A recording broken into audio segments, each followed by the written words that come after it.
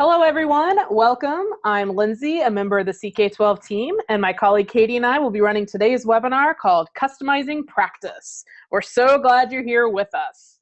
Before I introduce you to CK-12, just a few quick reminders about Zoom.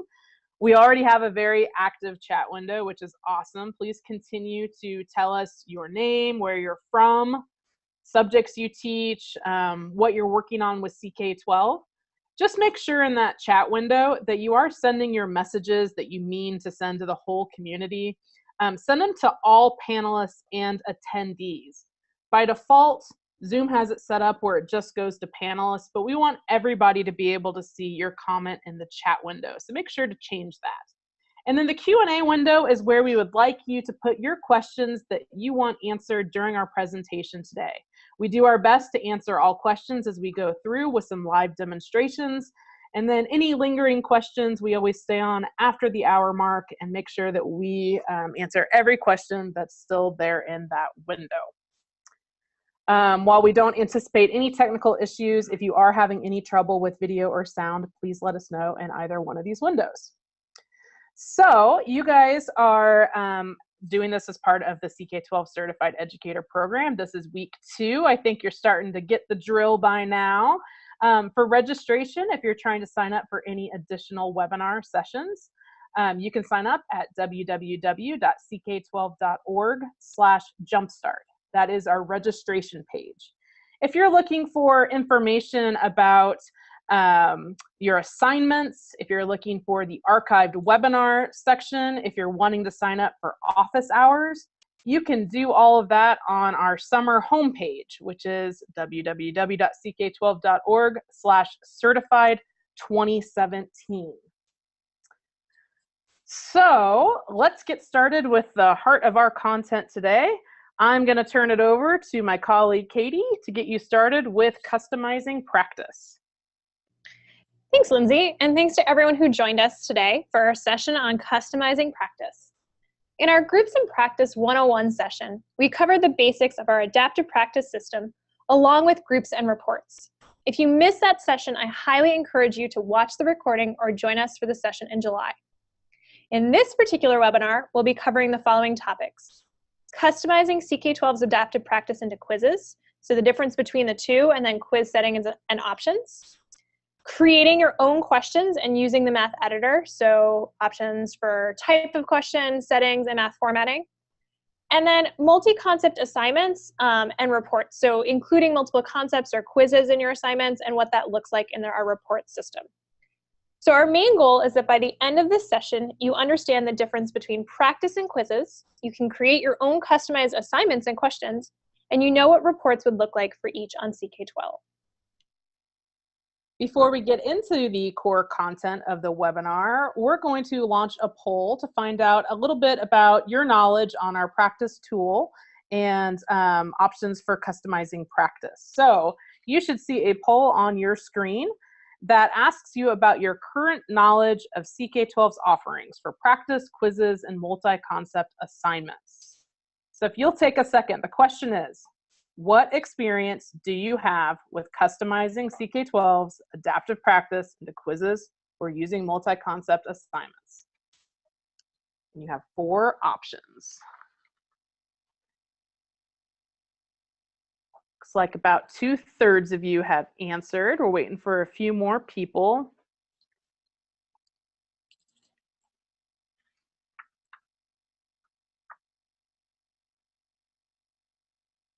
Okay, we're going to give you just a few more seconds here.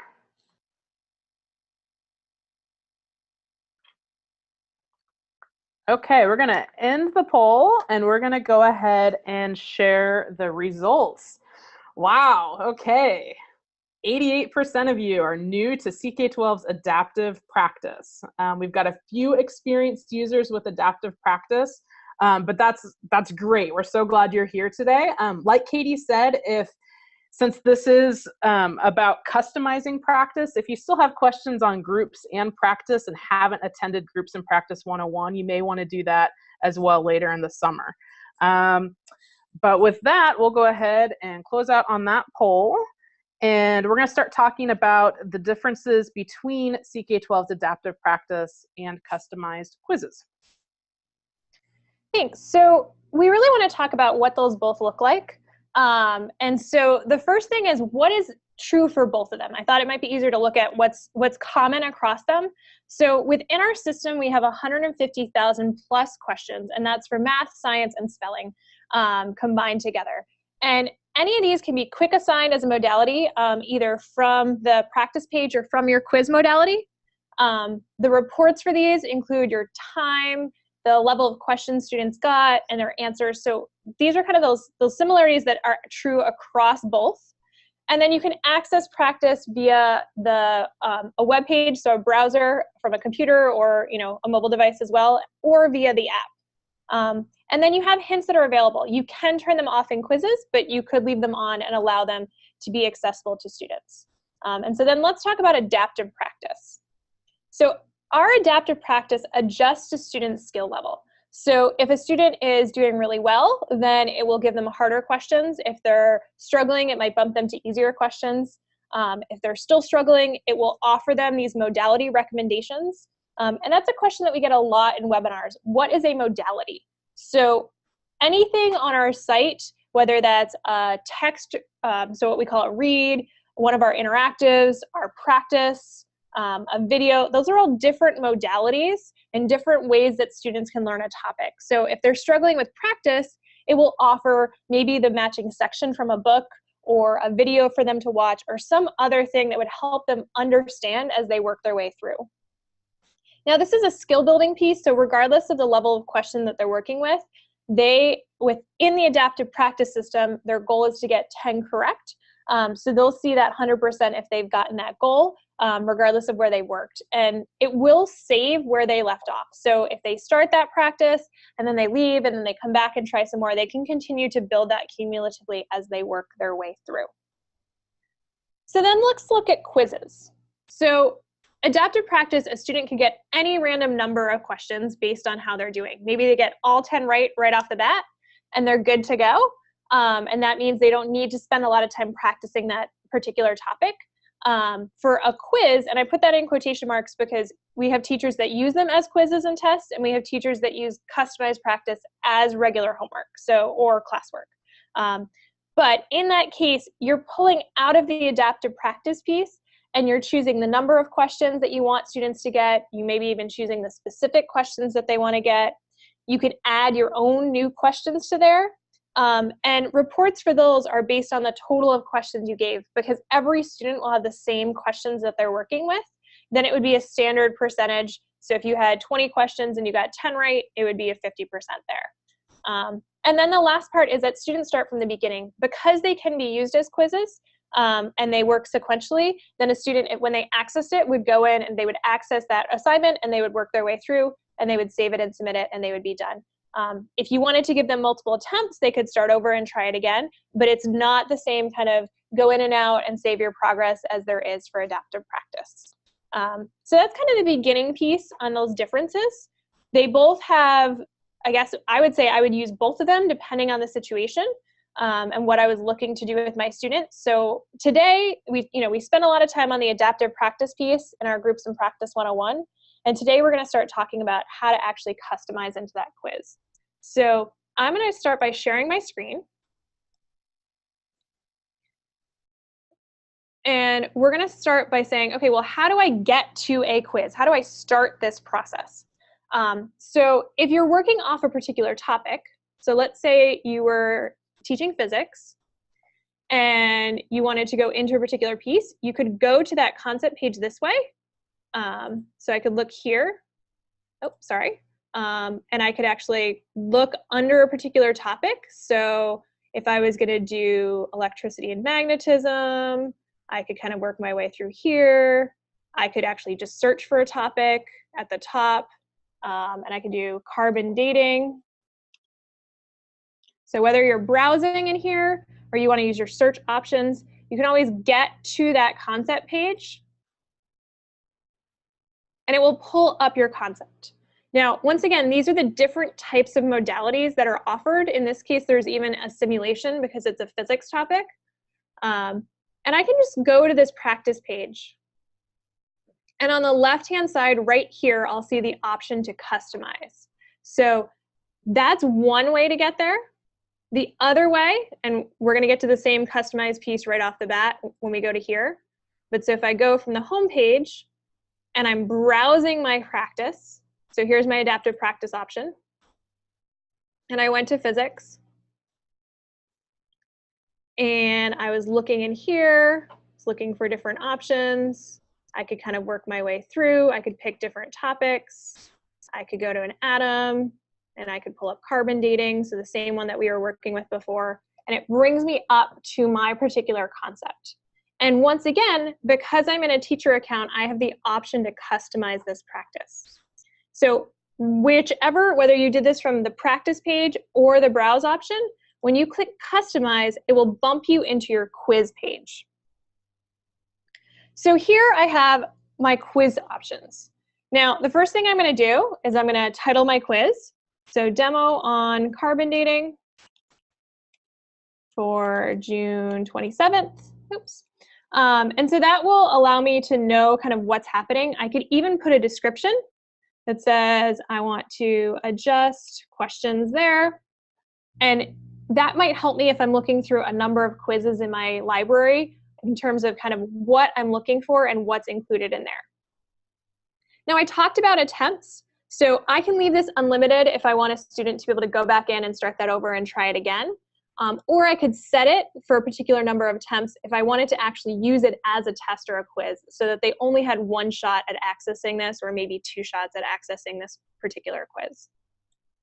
I can set a time limit. So if I want them to complete a particular quiz in a set amount of time, I could choose that option.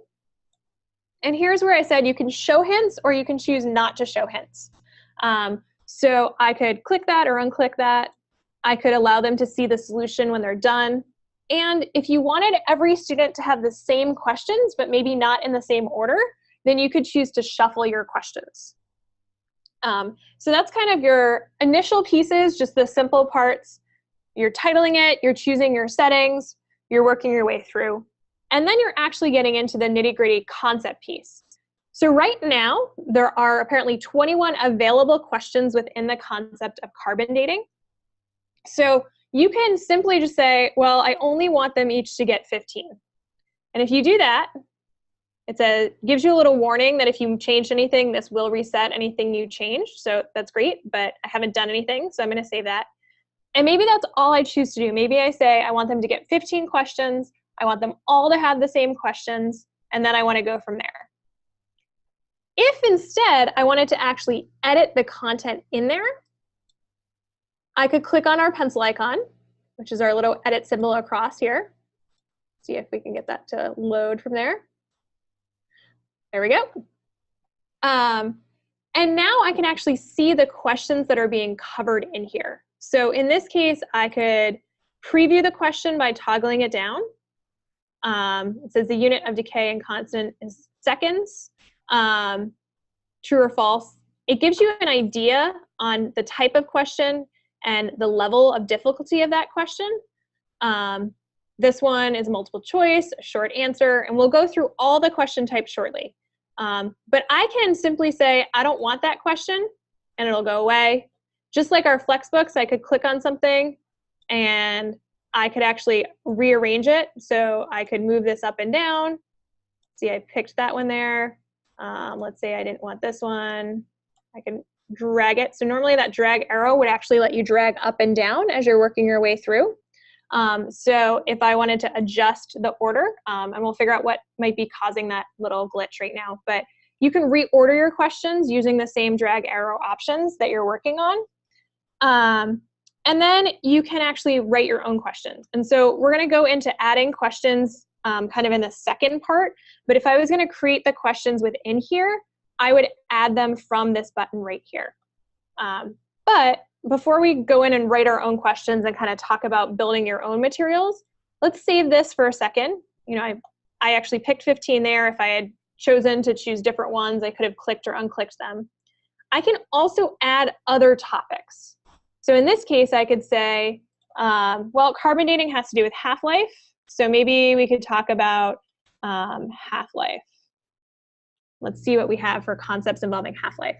So there's some in physical science and chemistry, radioactive half-life. Maybe I'll pick those to go with this as well.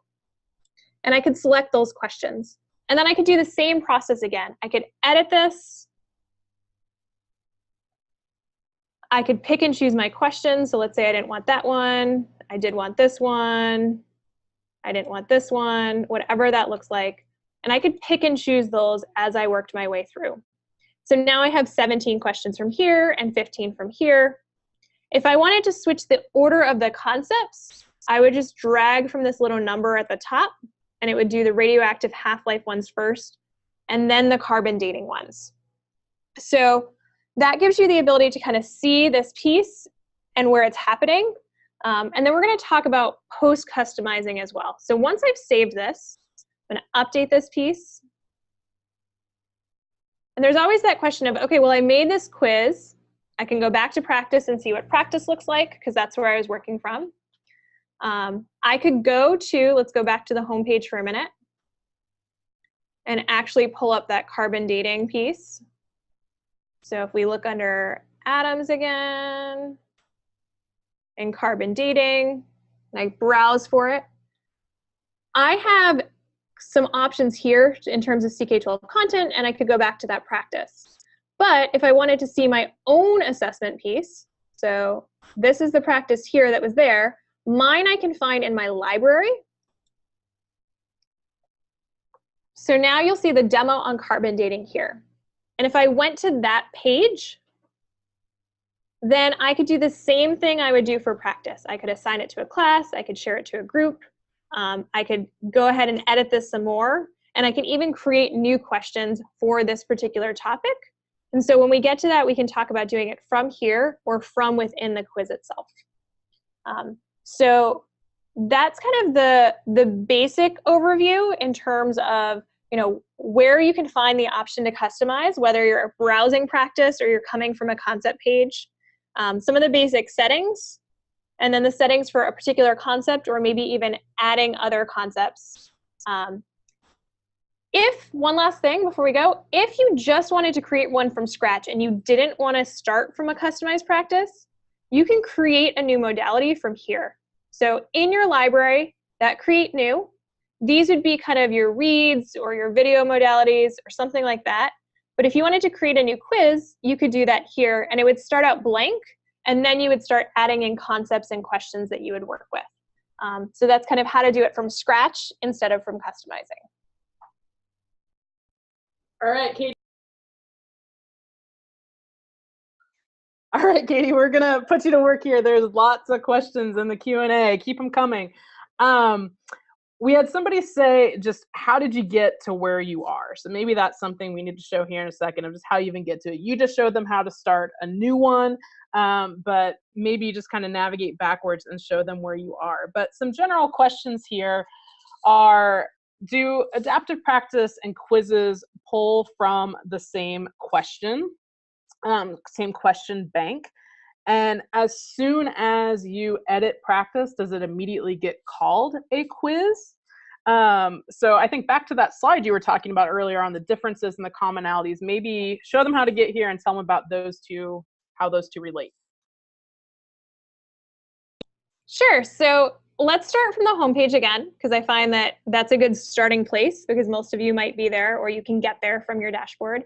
I can access the ability to customize a content through either the adaptive practice browse by clicking on adaptive practice, picking my subject area, picking like the subtopic, and then the topic that I'm working with.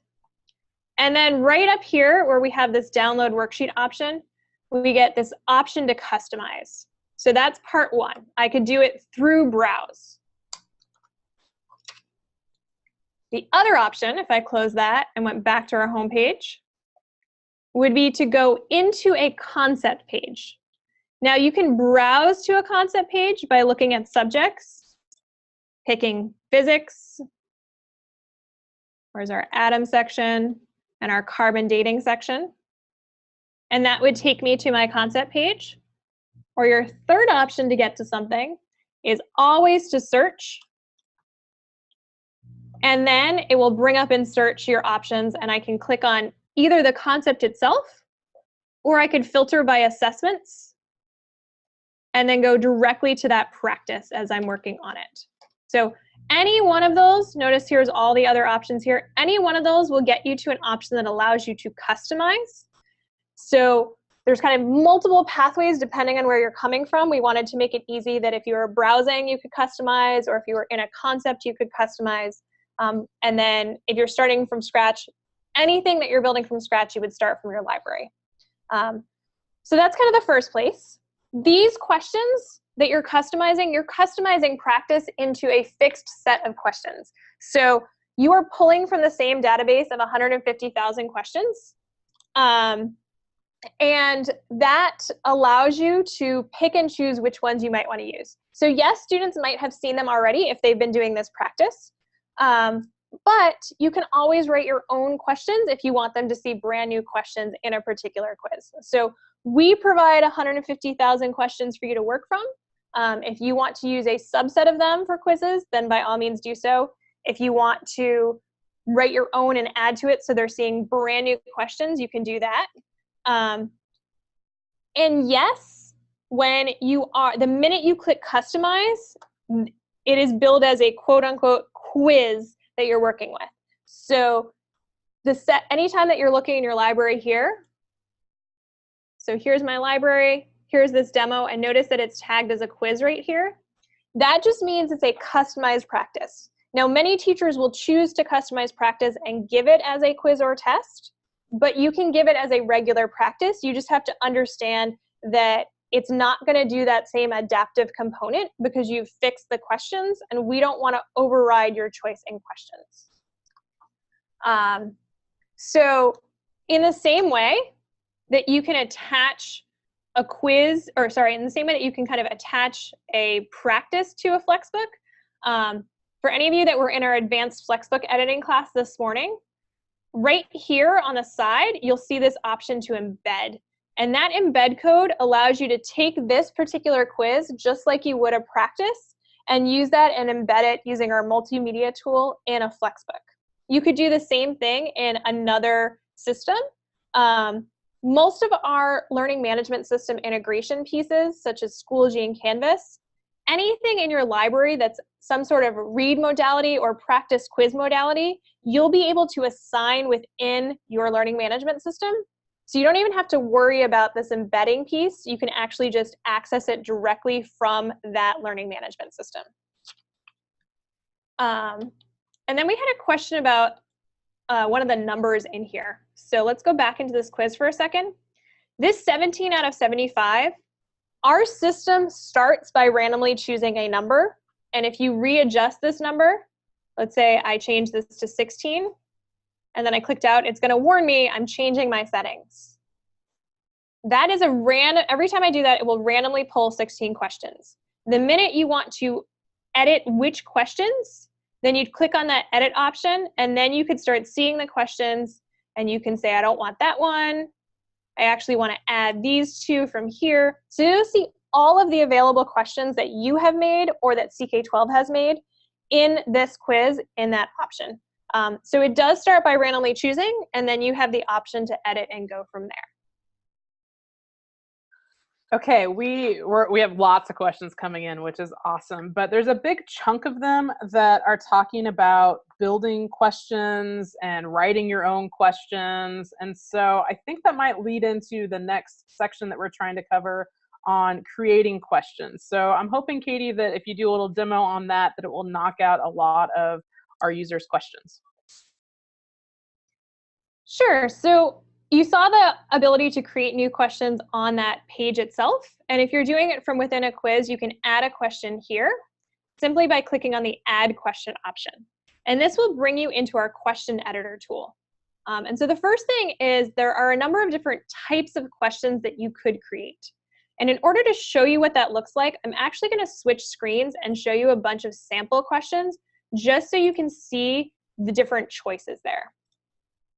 So to start with, you have a standard multiple choice question. How many protons do atoms of lead have? and you can pick your answer choice. You can set this to randomize or to always show up in the same order. So that's an option for multiple choice. The true-false option is actually basically a multiple choice with only 2 choices. So you could get your standard true-false here. That's just, here's your prompt and here's your true-false.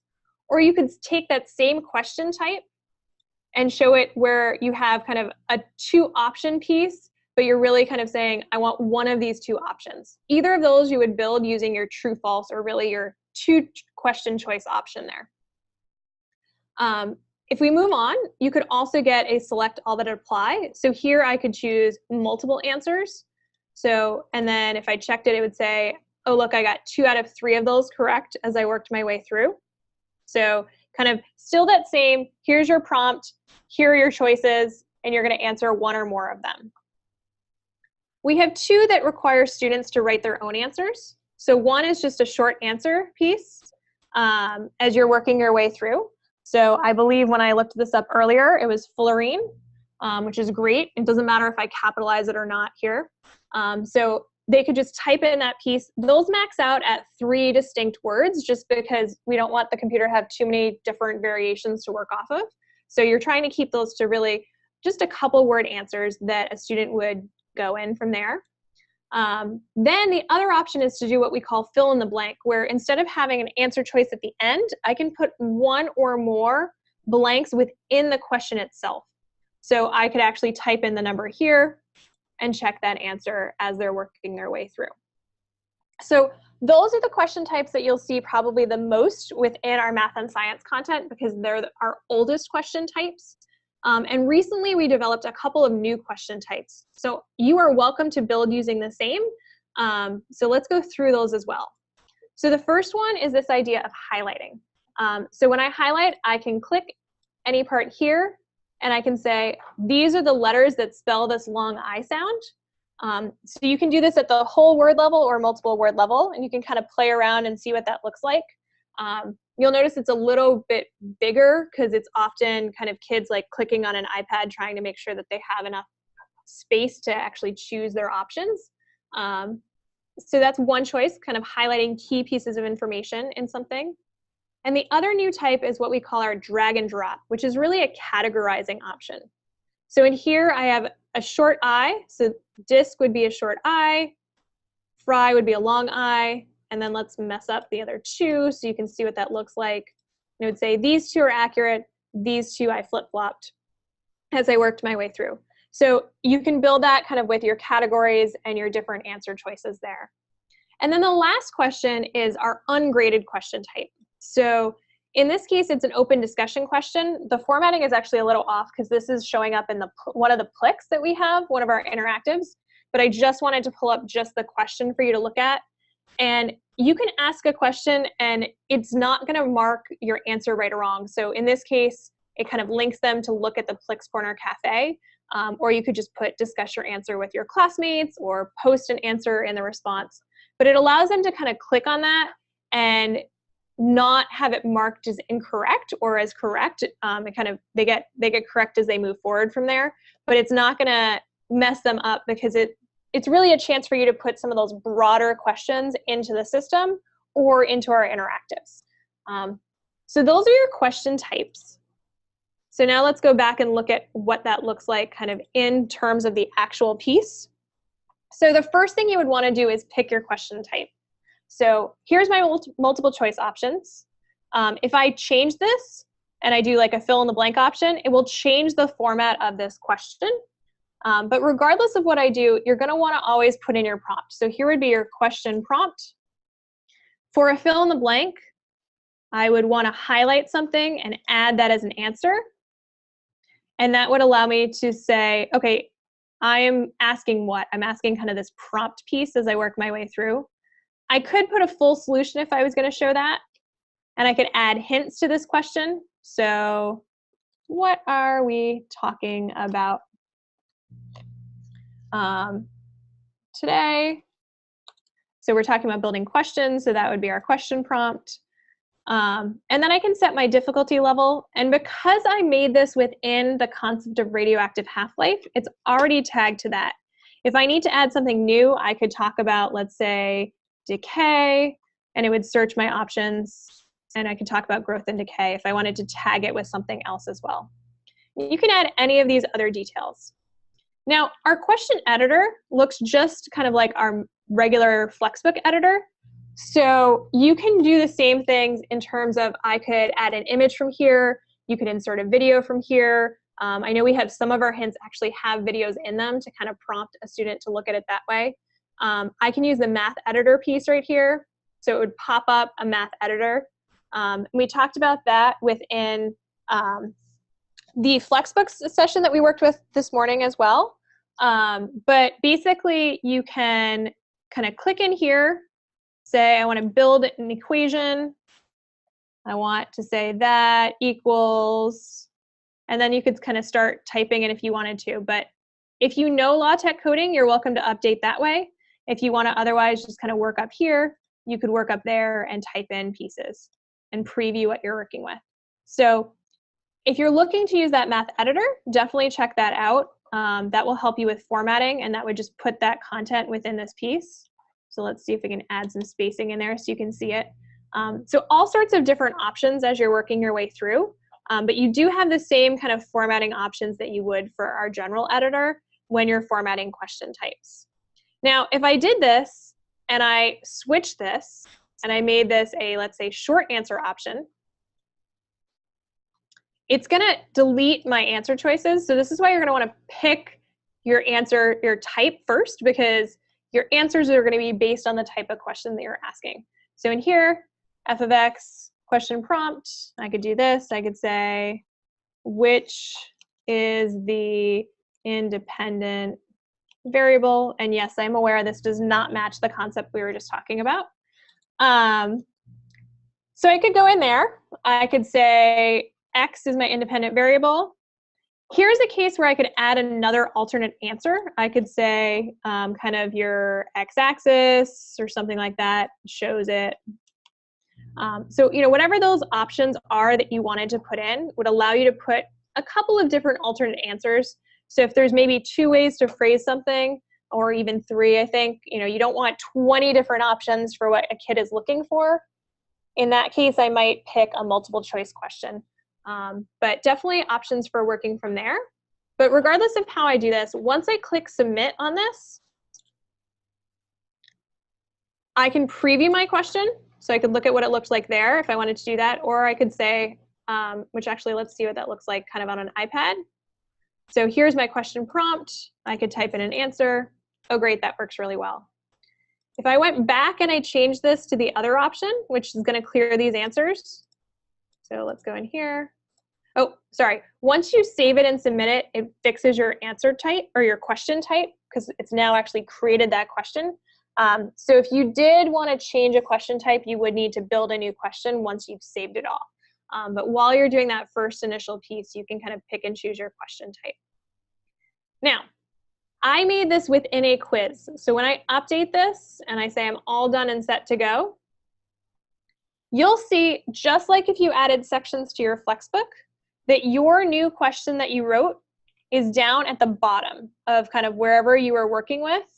Let's see if we can prompt this out. And it looks like it might not be showing up in here. It generally shows up right at the bottom. Oh, here we go. Oh, I was looking for the author, but because I'm a CK-12 account, it actually is showing up as CK-12. So that's accurate. You would see your question at the end of the selected questions, and your username would be right here so that you would know that you built that question instead of pulling that question from CK-12. And notice now that I have this option, that tells me I can edit that question, whereas you can't edit our database of questions. So other questions that CK-12 has built will not be available for you to edit. So that kind of gives you the idea of whether you're picking a quiz, like you're building a question from within a quiz, you're picking your question types, you're adding your answers or distractors, you can add all those extra features that you're working with. And so maybe we'll stop for a minute and see what questions you have on this piece, and we'll go from there. Let's start with some content questions. I know we've got several of our engineers here working on some of the really specific questions you guys have about the practice tool, but here's a couple talking about, I just saw the standard section in the bottom of the editor. Can we search all 150,000 questions by standard instead of just by concept to find questions to add? How can they find questions? So in terms of finding questions, you would be adding questions. So I'm going to save this part. So these questions here are either questions that are tagged to this particular topic or that you have written and tagged to that particular topic. So for any individual concept, you will see the questions that we offer from our database, as well as any questions that you have added. If you're looking, I'm just going to kind of save this. It looks like we're going to update that piece. And then I could preview it or go back here. But if you're looking for standards aligned content, then what you would want to do is you'd want to use our standards browser. So if I clicked on that, you could click on Common Core or Next Generation Science. And if you pick either one of these, and let's say we picked an area, here's your standard, and here are all of the concepts that begin to address that standard. So in this case, let's say I was doing something on this standard that has to do with rectangles, parallelograms, and rotations and reflections. I could then go into that concept, and this practice right here is where I would start. So I would click on that practice, and then I would customize that practice.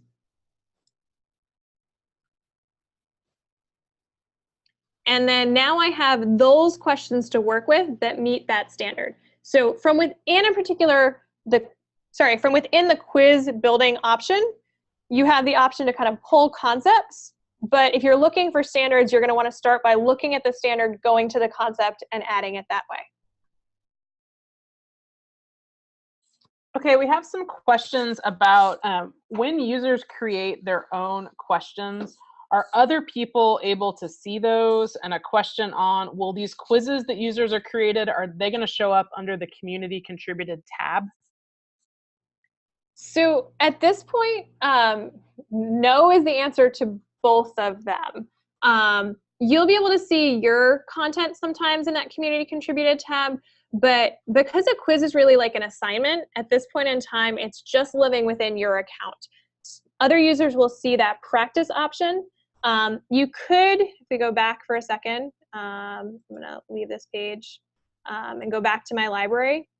I could share that with someone else kind of as a quiz in the same way I can share any other modality. So I could share this page and they could access it that way, but they're not necessarily seeing it or being able to customize it in the same way because you're pulling off of CK-12's database and then your own created questions.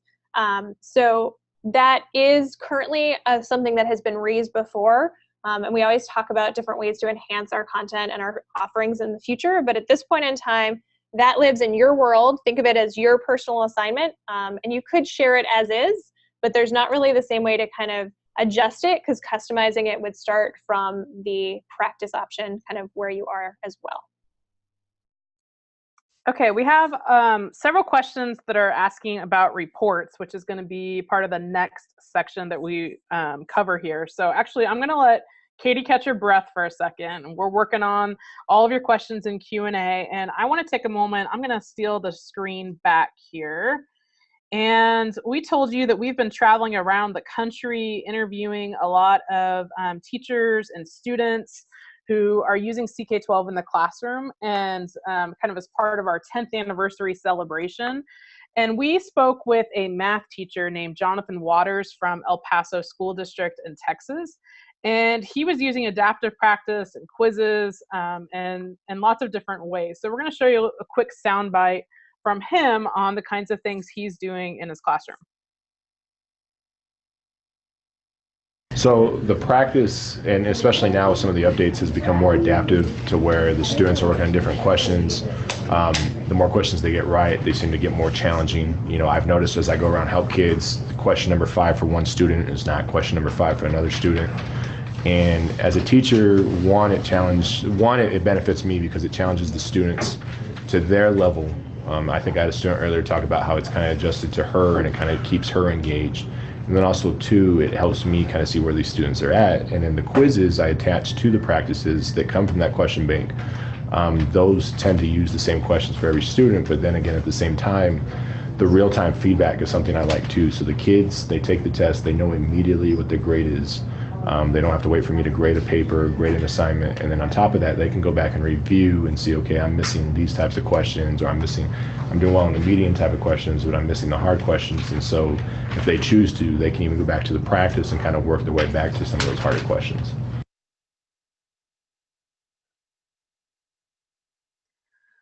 Okay, so we've arrived at the next section, which I think is going to answer a lot of your questions you have about quizzes and assignments and reports. So, Katie, you ready for another round? Okay, so as we look at kind of the assignments and reports, let's click to the next slide. And we can talk about kind of the difference between groups in practice and the quick assign versus assignments as a whole. So the first part is really talking about this multi-concept assignment. So if you're still looking for that adaptive component, you can assign multiple concepts within one assignment and have each part be adaptive, and students can access that within the practice app or within groups. And they can even choose the order in which they want to complete each part. So whether or not they want to do the carbon dating part that we were doing right there, or something on radioactive decay, or whatever that looks like, they can choose that order. And then the reports that come with that, so they're actually still broken up in the same way. So they're split into multiple parts, and then your reports are based on the type of assignment. So if there's a part that's on practice, it's based on that goal of 10 correct. And if there's a part that's on quizzes, it's based on the percentage accurate. So basically, you can create assignments with multiple concepts within them, or even a concept and a quiz, or a couple of concepts and a quiz, and your reports will reflect that different component as you work your way through. So as we switch over, let's look at what that looks like. I'm going to steal the screen back for a second. And I can go in and I can go to my groups option. And in any particular group that's a class group that allows me to make assignments, I can create a new assignment. So in assignments, I want to create a new assignment. Now, you'll see any other options that I've assigned to other classes as choices to kind of work within here. But if I just want to start from scratch and I want to create a new assignment, I can pull that information in here by searching for anything. So let's search for that carbon dating that we were working on. And I'm going to pull that practice. Now, this is pulling that adaptive practice piece into there and allowing me to use that as the adaptive component within our system. If I then wanted to add something on decay, so radioactive decay maybe, I could talk about radioactive decay, and I could add that batch of questions to here. I could then add a quiz to this assignment if I wanted to, and I can either create a new quiz, so this is the other option to create a brand new quiz, or I can say I'm going to use the quiz I already made and put it in there. And I can reorder them. I could put the quiz second, or kind of the radioactive decay part first, however I wanted that to happen. So those are your options for that piece. I'm going to save this.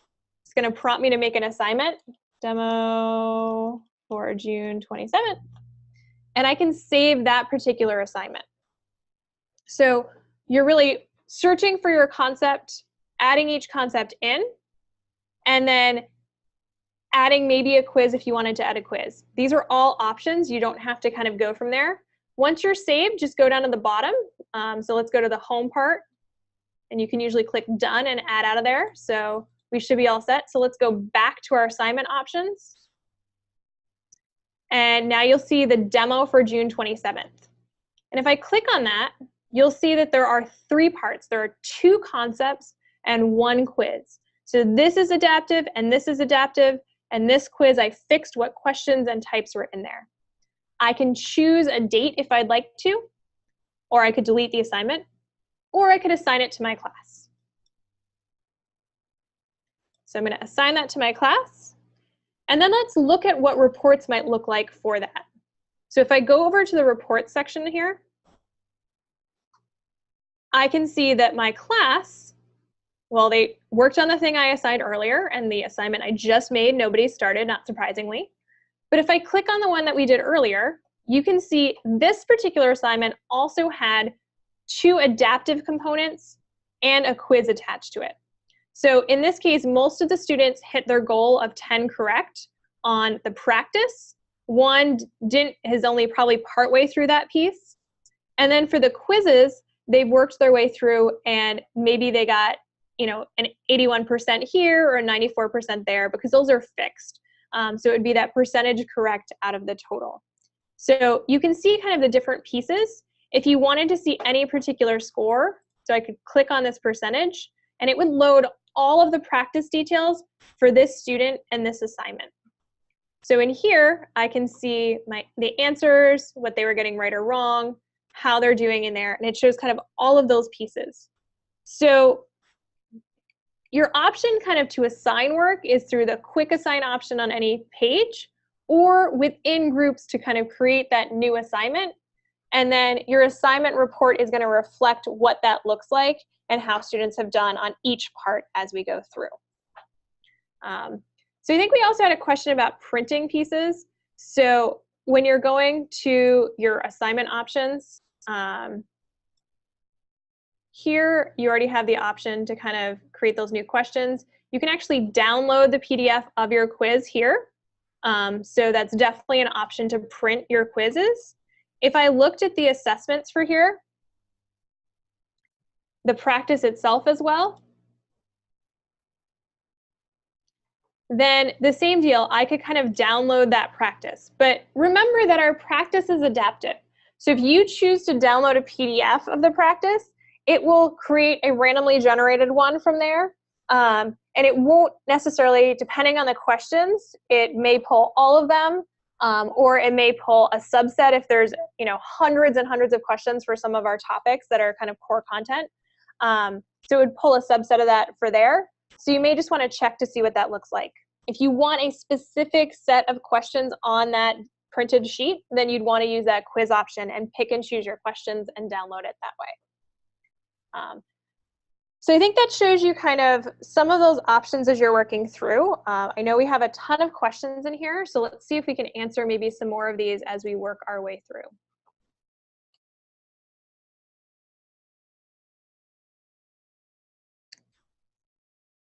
So it looks like we have one that is asking about pre-made questions by CK-12 difficulty. If we go back into our library and click on this option for the quiz that we were working on, and if we go in and we edit it again,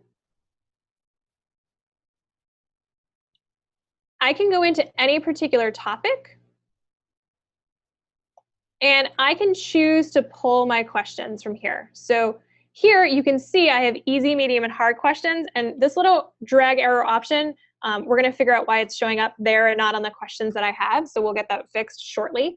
But I could adjust them so that I put all the easy questions first and then the medium and the hard, or I could simply choose to include easy and medium questions and eliminate the hard if I didn't want to include those particular components in there. So you can sort based on kind of when you're making that quiz, you can pick and choose based on the difficulty level of your question.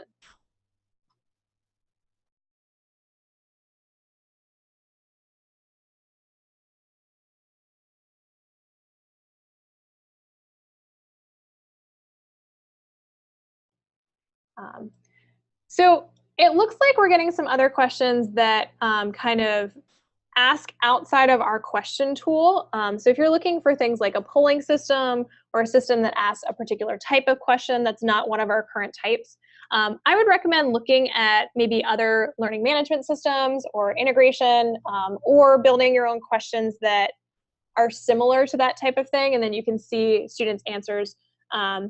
You could even, within the groups option, so I'm just going to save this here, but within our groups option here, you can create a Q&A option. So probably not within the actual assessment piece, but if I go into this group, you could see this Q&A. So you could have students kind of post answers to a question here. This might be a great option for some of those open discussion questions as well.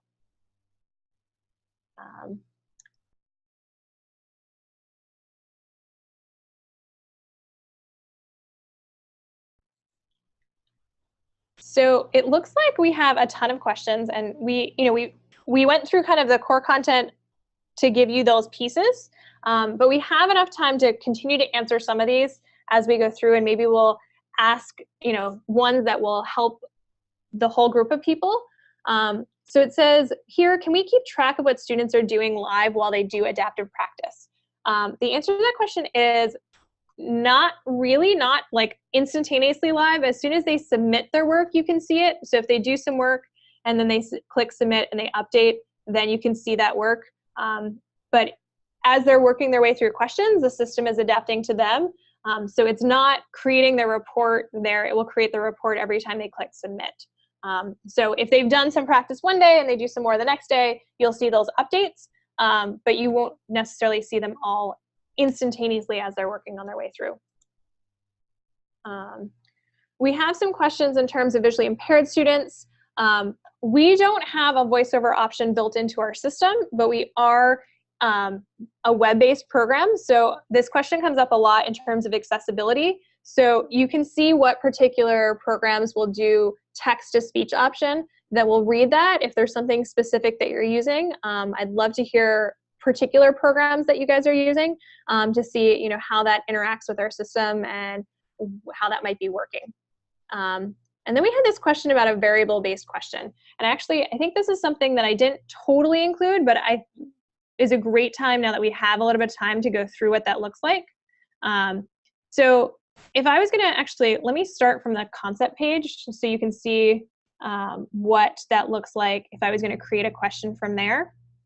So I'm going to go back to this concept page, click on my assessment, and then I'm going to create new questions for this particular assessment. So we had some questions about, well, students, like if they get the same question, maybe you could put some variables in there. We actually have the option to do that. So if I create kind of a sentence prompt here with numbers from like X to Y. So I could make this a variable by clicking on this variable option on the right. So I'm going to add this variable here. I'm going to call this X. I'm going to make it a constant, and it has to, or maybe from a set, I'm going to list 1, 2, 3, 4, 5. And I can add some of those pieces in here. And so now that has become a variable. So from X to, we're going to add another variable here, Y. We're going to choose from a set. So 6, 7, 8, maybe, and we add it in here. So you'll see kind of those variables, and actually you don't even need to create them here to start with. I can just drag this into where I want that to be. And for my X, I can drag it into where I want to be. So you could create the variables even before, but I sometimes find it easier to kind of map out what I want and then put those parts in there. And let's say we made this just a single short answer.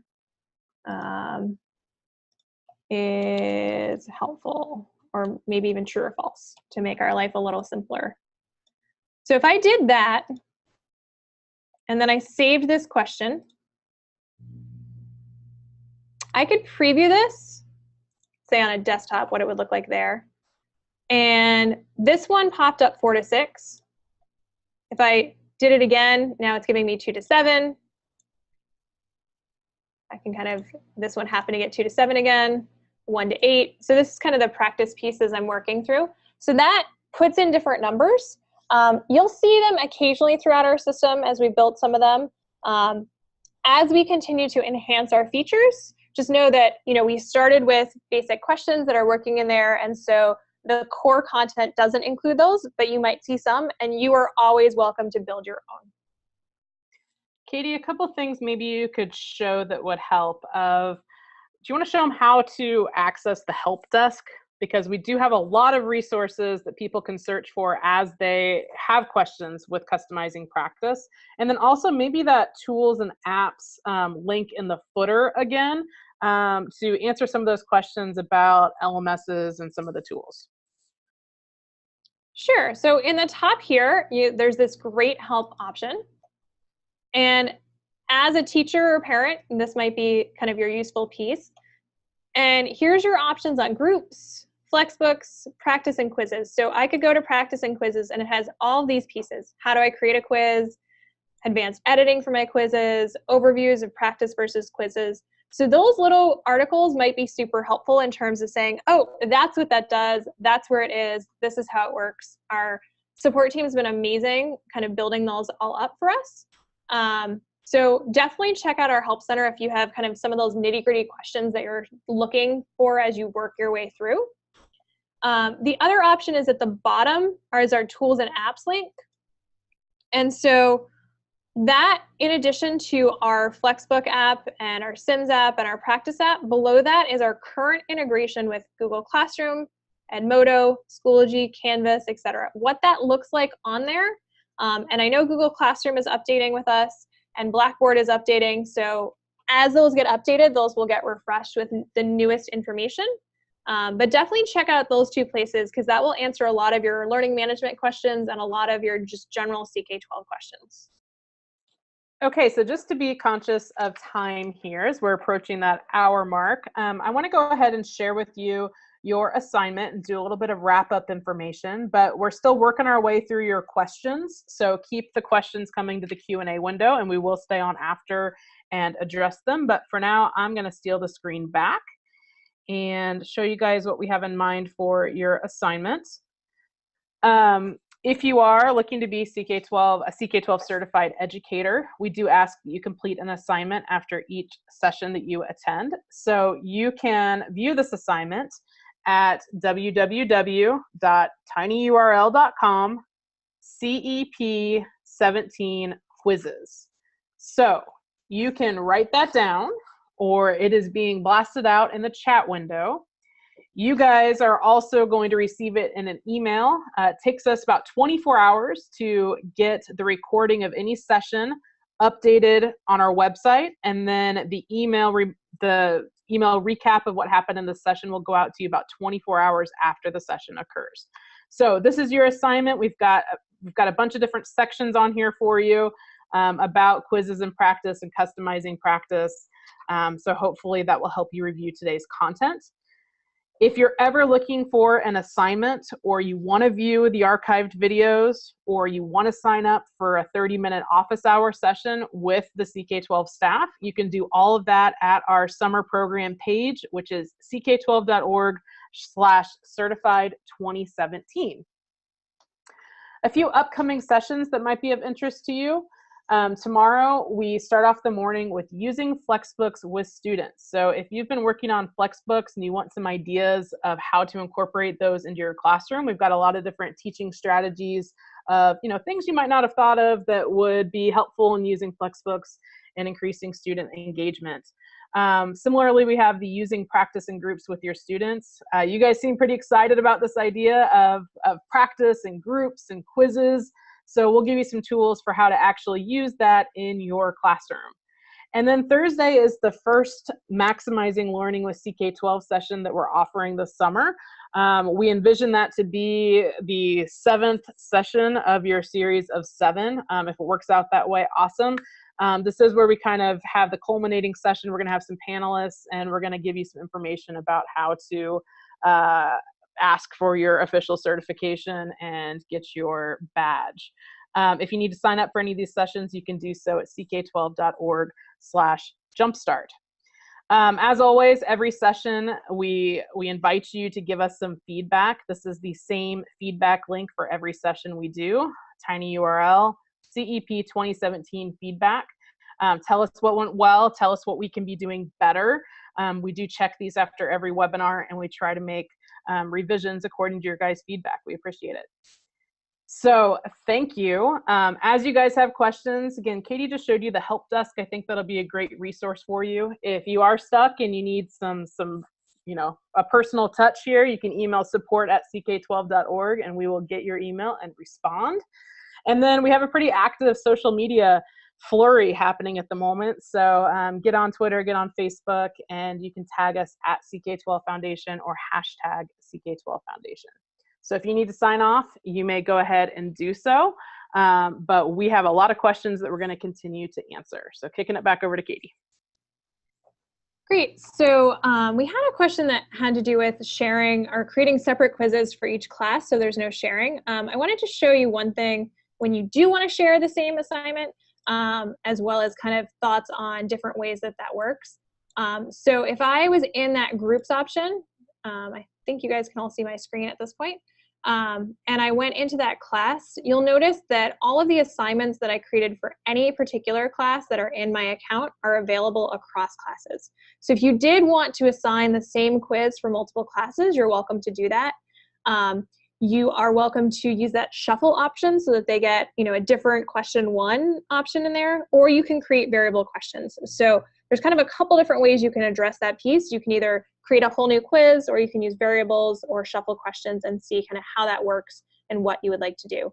But in the same way that if you gave the same quiz in paper to your students first period, and beyond that, they could share some of those questions and look those up. So this is a great way to kind of either pick different questions, quickly within that adaptive practice piece, in which case you'd want to create a separate quiz, so you're not assigning or messing up the first one you saved.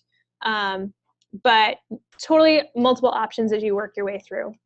And then we had a question kind of in terms of the grading that went with this. So our reports, as we said, show you your percentages. If I wanted to look at a particular student, I think this one's the most interesting in terms of what they did. We've had different teachers do different things. I know one teacher said as they were doing practice in class, she would walk around and check them off if they'd gotten 80% correct or more. For the quizzes themselves, that's probably where I would see more of the actual percentage piece being included as a quiz grade if it was being used that way. But there's plenty of options for there. Once again, for questions like that where you're asking what do teachers usually do, I recommend that you post those questions on our forum. So we have different questions coming in there. We have our Jumpstart for Educators forum that you can post questions and kind of continue to see what's happening, these different pieces. Where do we find the schools browse option? So we'll answer the questions that are specific to CK-12, or you're welcome to jump in there and share your answers and knowledge. But things like this that are saying, hey, what do people usually do? That's a great place to ask those questions and learn about different use cases as we go.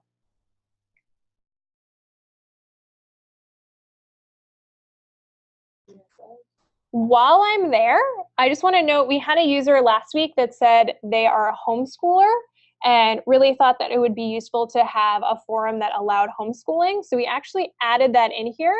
So you can see our homeschool corner. So feel free to join that if that's something that you are doing and you want to kind of talk to other users that are homeschooling and share ideas. So that's our newest forum. We definitely do take requests and suggestions into account, and things that are relatively easy to build that we think would be useful and beneficial, we will add to our site as appropriate.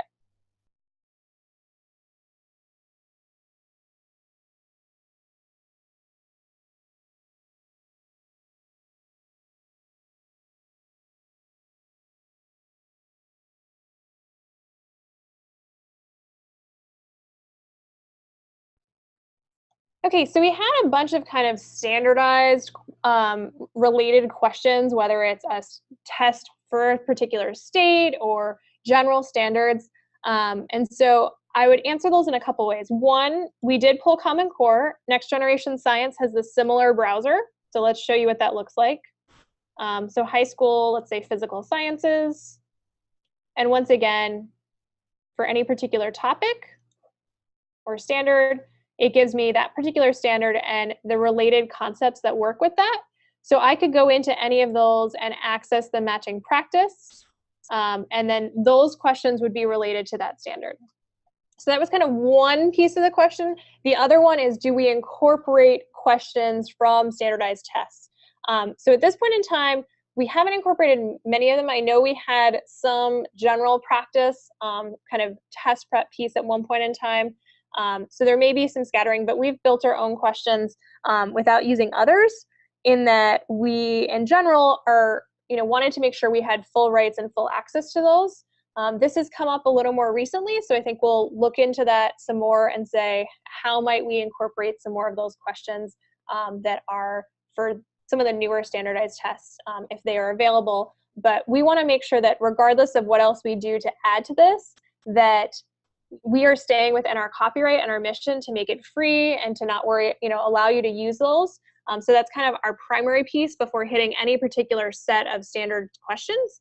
But you can always make your own within there that kind of address similar topics. And then the other thing that I would say with that is this idea that we're really about student mastery and less about test prep per se. So we really offer all of these different ways for students to learn. And the goal of that is to have them understand a topic so that when they are tested, or even better, when they're using some of these topics in their life down the road or preparing for something else, that they have a true understanding of what they're working with, more than just getting a particular grade for tomorrow or for a particular test. So a couple of questions. One was, what do teachers usually do in terms of how they give grades for classwork that students complete using practice? And we are the using practice in groups with student session that we have coming up. We'll give you a lot of ideas of how to do that. Jonathan Waters, who you saw earlier in a video clip, when I was in his classroom, he was talking about how he had students complete adaptive practice, and then he actually kind of rolled that into their quiz grade. He would later give them a quiz, and I think he gave them like 25% of their quiz grade ended up being that 100% for completing practice. So that was a more systematic method than perhaps I'm used to hearing. A lot of teachers are using this as hey, the students, they're practicing, it's adaptive. Our system is already like doing the hard lifting and filling in the blanks for the students. So a lot of teachers just kind of view it as, that they did the work, that they met the requirements and they did the practice. So we'll see if Katie has anything to follow up on that. But in general, if you want some specific ideas, we have been brainstorming at CK-12, and we're filling those using Flexbooks and using groups in practice with student sessions with those teaching strategies. Also, back to this idea of do our quizzes work with a polling system? We're giving polls through our Zoom webinar software, which is definitely separate from CK-12. And if you're talking about some of like the clicker systems and things that are being used in classrooms these days, I don't know of any particular way that our quizzes are integrating with any sort of a formal polling system. If any of my colleagues do, they'll weigh in, but that might be something you want to investigate on your own, or email support if we can assist you in that. So we have a couple of questions that ask about creating content, whether that's kind of questions or general content within CK-12. One has to do for reading and one has to do for religion. You're welcome to create content on our site. I know we have different religion books on there. If you search the community contributed piece, you might be able to find some. So that would be kind of searching up here. You can kind of see what religion textbooks are being used in that community contributed part. So these are some ones that, some of this is showing up within kind of a European studies piece or something else. So, your requirements for creating content are generally that you're not posting ads, like you're not using our content to advertise your company. You're going through and you're creating content that's educational, that's useful, and sharing that content, and that's appropriate and that's licensed appropriately, so that you're not putting copyrighted material on our site. But you are welcome to create either reads or practice questions that relate to your topics, and we really encourage you to continue to build out those other subject areas as possible.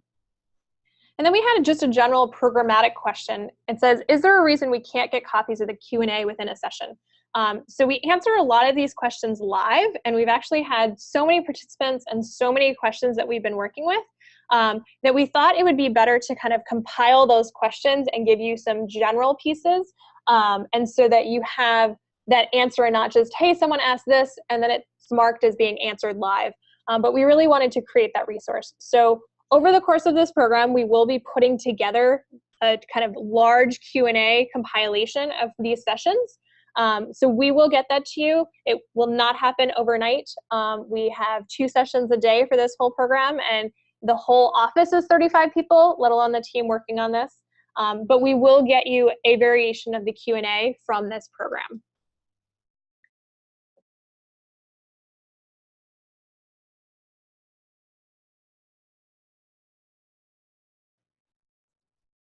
It looks like we have a couple of questions about kind of, if you're looking at, let's go back a bit to kind of one of our concept pages, which modality you should start with, which one's the anchoring event for a given lesson. It really, really depends on your purpose and your goal for accessing that. So if you are using CK-12 as a full flexbook and a full curriculum, you might be using a book and supplementing it with PLIX and other modality options. If you are just having students study independently or brush up on skills, maybe they're looking at that assessment piece first and saying, hey, I want my students to see if they understand this.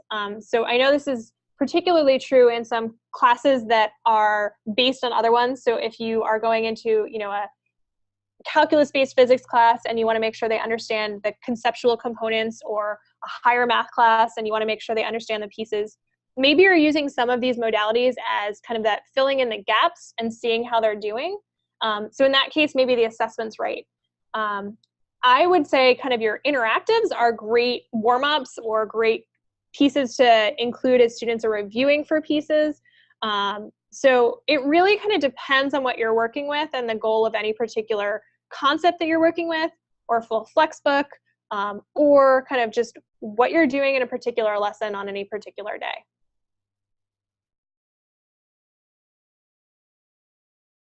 And tying right into that, you can order these modalities in whatever order you want. In our advanced flexbook editing course this morning, we talked about kind of linking to PLIX and embedding some of the assessments and the videos. And so that would really work through that idea of putting them in an order that you wanted students to access. So maybe they saw some text and then a video and some more text and another piece. And I know that in our Using Flexbooks with Students webinar tomorrow that Ryan's going to be talking about kind of using that flexbook structure to build a playlist and to create your own order. So I would recommend joining us for that.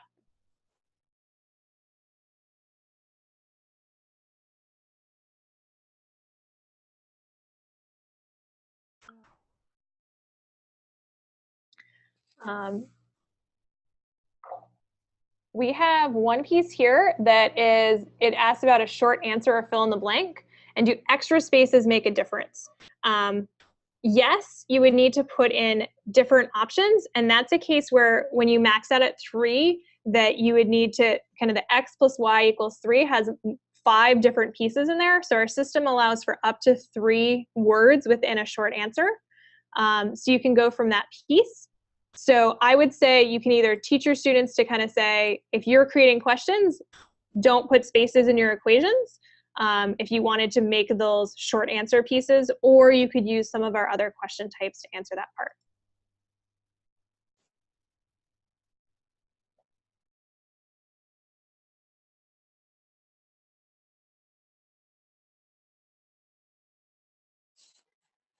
Okay, we have tackled all the questions in Q&A, so this is a bit of a last call for anybody who has a last question. Remember, you can always email support@ck12.org or consider signing up for office hours. But with no more questions for this session, we're going to go ahead and sign off, and we'll see you next time.